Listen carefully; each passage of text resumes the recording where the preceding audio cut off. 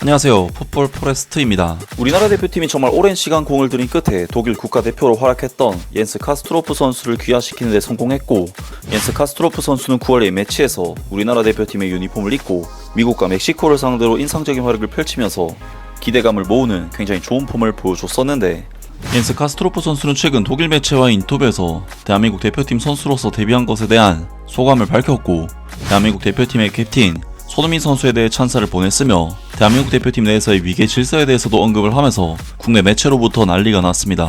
대한축구협회에서는 최근 독일 국가대표로 활약하던 옌스 카스트로프 선수를 대한민국 대표 선수로 발탁하는 데 성공하면서 굉장히 중요한 선수 영입을 성공시켰었는데요. 옌스 카스트로프 선수는 9월 A매치 대한민국 대표팀 소속으로 미국 대표팀과 멕시코 대표팀을 상대로 굉장히 좋은 활약을 펼치면서 자신의 폼이 아직 살아있음을 증명해냈는데, 9월 A매치 때 옌스 카스트로프 선수의 활약이 너무나도 좋았었기 때문에 독일 현지에서도 카스트로프 선수를 한국으로 보낸 것이 아깝다는 이야기가 나올 정도였고, 놀랍게도 옌스 카스트로프 선수는 9월 A매치에서 복귀한 뒤에는 계속해서 선발 명단에 이름을 올리면서 소속팀에서도 주전 선수로 올라선 모습을 보이고 있습니다.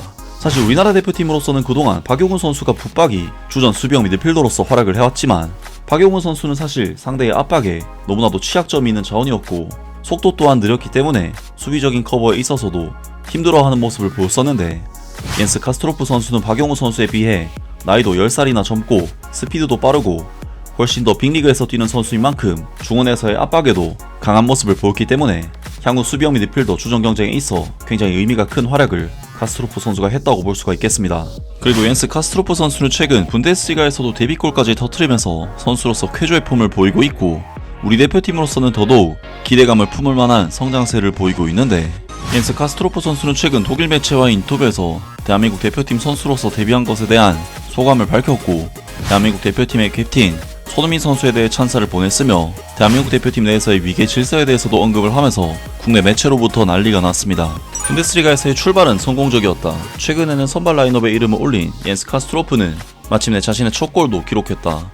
그의 어머니의 고향인 대한민국은 이미 2026 북중미 월드컵 본선 진출을 확정지은 상태이기 때문에 디셀도르프 출신인 그에게도 캐나다, 멕시코, 미국에서 열리는 월드컵 무대에 설 기회가 주어질 수 있다. 오는 금요일과 다음 주 화요일 브라질과 파라과이를 상대로 한 평가전이 예정되어 있으며, 그에 앞서 이 미드필더는 자신의 커리어, 사생활, 그리고 동기부여에 대해 이야기를 나눴다. 당신의 감독인 오이겐 폴란스키는 당신을 위한 6가지 포지션을 염두에 두고 있다고 말한다. 조만간 카스트로프 당신을 메넨글라트바흐의 골문 앞에서 볼 수 있을까?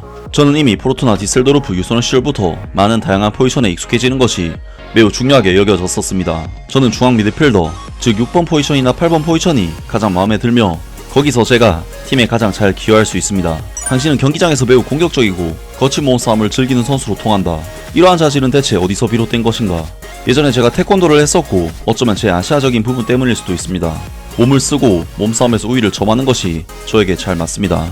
저는 기꺼이 혼전 속으로 뛰어듭니다. 중원의 좁은 지역에서 경합으로 상황을 전환하는 것이 바로 제가 가장 좋아하는 일입니다. 저는 어떤 면에서도 지는 것을 싫어합니다.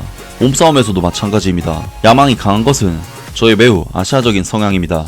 중앙 미드필더, 그것이 보르시아 메넨글라트바흐에서 당신의 역할이다. 한국 대표팀에서는 어떤가? 거기서는 제가 2명의 6번 포지션 선수 중 한 명인데 그 역할이 저에게 정말 이상적으로 잘 맞습니다. 당신은 독일을 위해 많은 연령별 대표팀을 거쳤고 최근에는 U21 대표팀에서 뛰었으며 그 후 협회를 옮겼다. 그리고 3주 전에 어머니의 고향인 한국을 위해 첫 국가대표 경기를 치렀다. 소름이 돋았는가? 물론이죠. 믿을 수 없었습니다. 무엇보다 저희가 미국이나 멕시코 같은 두 강팀을 상대로 정말 잘 버텨냈기 때문입니다. 이것이 바로 한국 축구입니다. 저희는 뒤로 물러서지 않고 매우 용감하게 경기를 했습니다. 전반적으로 경기장 위에서 저에게는 아주 강렬한 경험이었습니다. 저희는 정말 좋은 두 경기를 했고 우리가 결코 약자가 아니며 숨어있지 않다는 것을 보여주었습니다. 미국전에서는 경기장 위에 너무 많은 에너지가 넘쳐서 저희가 2명이 더 많은 줄 알았습니다. 보르시아 메넨글라트바흐에서의 관습과 비교했을 때 라커룸이나 다른 면에서 어떤 차이점이 있는지, 우선 모두들 매우 예의 바르고 인사할 때 고개를 숙여 인사합니다. 일반적으로 나이 많은 사람들에 대한 큰 존경심이 있습니다. 어린 선수는 엘리베이터에 가장 나중에 타고 예를 들어 식사 후에 다른 사람들에게 과일을 가져다 드립니다. 그리고 모두가 식사를 마칠 때까지는 아무도 테이블에서 일어나지 않습니다. 현재 LAFC 소속이고 이전에는 함부르크, 바이엘 레버쿠젠, 토트넘 하스퍼에서 뛰었던 손흥민은 이미 한국에서 전설이다. 그와 직접 접촉하면서 어떤 느낌을 받았는가? 그는 한국의 영웅이자 위대한 리더입니다. 그는 매우 뛰어난 기량을 보여주고 있고 팀을 이끌고 연설도 합니다. 그는 팀 전체를 하나로 묶어줍니다. 그는 모든 사람, 심지어 코치진과도 매우 가깝고 좋은 교류를 하고 있습니다. 저는 그를 이전에는 TV로만 봐왔지만 그는 정말로 믿을 수 없는 인물이며 경기장에서 엄청난 기량을 가지고 있고 인간적으로도 매우 훌륭합니다. 그는 팬들에게 매우 존경받고 있습니다. 전반적으로 경기장 위에서 뛰는 방식에 차이가 있는가? 한국 선수들은 야망에 사로잡혀 있는데 이는 여기 독일의 다소 실용적인 사고방식보다 훨씬 더 강렬한 면이 있습니다. 독일 축구와 비교했을 때 또 다른 큰 차이점은 무엇인가? 나이에 관한 한 매우 명확한 위계 질서가 있습니다. 저는 국가대표팀에서 가장 어렸습니다. 하지만 모두들 매우 도움이 되고 친절합니다. 그들은 저와 주로 영어로 많은 대화를 나누었습니다. 모두가 완전히 동기부여가 되어 있으며 저는 항상 최고로 보호받고 있다는 느낌을 받습니다. 언어적으로 발전하고 있는가? 그건 좀 어려운 주제입니다. 물론 영어나 프랑스어를 배우는 것과는 다릅니다. 한국어는 언어의 구조나 문자 자체가 완전히 다릅니다. 지금은 온라인에서 몇 가지를 읽을 수는 있지만 누군가 한국어를 말하면 이해하지 못합니다. 다행히 모두가 영어를 하며 팀 회의 때는 통역사가 있습니다. 그리고 저의 어머니가 저에게 많은 것을 알려주실 수 있어서 저는 계속 발전하고 있습니다. 김치는 한국의 대표 음식이다. 당신의 입맛에도 딱 맞는가? 유감스럽게도 아닙니다. 저희 어머니가 가끔 김치를 요리하십니다. 제 두 형제는 좋아하지만 저에게는 매우 맵습니다. 브라질 및 파라과이와의 다음 국가대표 경기는 서울, 한국에서 열린다. 이 도시에 대해 어머니께서 이미 당신에게 많이 알려주셨는가? 네, 어머니는 그곳에서 자라셨고 조경 건축학을 공부하셨습니다. 저희는 이미 여러 번 함께 그곳에 갔었는데 정말 숨막히게 아름다운 도시이고 거대합니다. 저희 어머니도 이번 경기에 함께 하실 것이고 당연히 엄청나게 자랑스러워 하십니다. 서울은 완전히 당신을 압도하는 도시입니다. 그리고 분위기는 당연히 환상적일 것입니다. 이미 뉴욕에서도 엄청났습니다. 보르시아 파크에서보다 더 격렬했었는지 뉴욕에서의 경기는 우리에게 거의 홈 경기나 다름이 없었고 거의 한국 팬들만 있었습니다. 한국 팬들이 너무 많아서 저희는 뉴욕 호텔 로비조차 걸어다닐 수 없었습니다.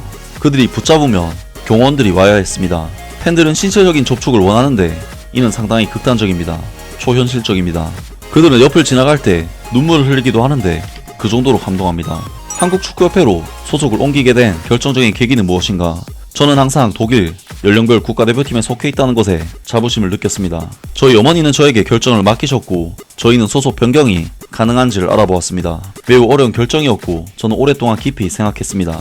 하지만 저는 제 성향 면에서 스스로를 이미 매우 아시아적인 사람이라고 생각했습니다. 당신은 이제 두 나라의 여권을 모두 가지고 있다.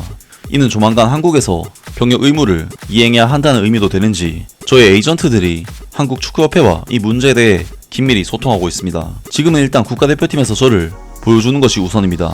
메넨글라트바흐 이야기로 돌아가서 당신은 특히 프랑크푸르트와의 4대6이라는 심한 패배 속에서 분데스리가 첫 골을 기록했는데 패배에도 불구하고 특별한 경험이었는지 제 안에는 승리에 대한 열망이 들끓고 있어서 그런 골을 넣었다고 해서 아주 기뻐할 수는 없었습니다.